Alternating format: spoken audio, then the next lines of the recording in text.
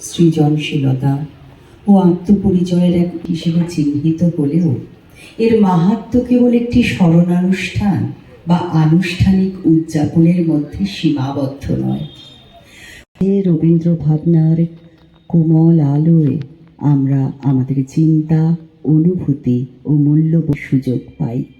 অতএব যে প্রকৃত স্বাধীনতা ও আত্মিক মুক্তির মধ্যে নিহিত, এই প্রেক্ষিতে 25শে বৈশাখ আমাদের কাছে এক প্রতিফলনের দিন, একটি দিন যা আমাদেরকে ব্যক্তি ও সমাজ হিসেবে আরো আলোয় নীরব প্রকৃতির স্নিগ্ধ স্পর্শে আমরা সমবেত হই। এদের মধ্যে আমাদের আনন্দ নেই, তাই বলছিলাম আপন করে পাওয়াই হচ্ছে একমাত্র লাভ।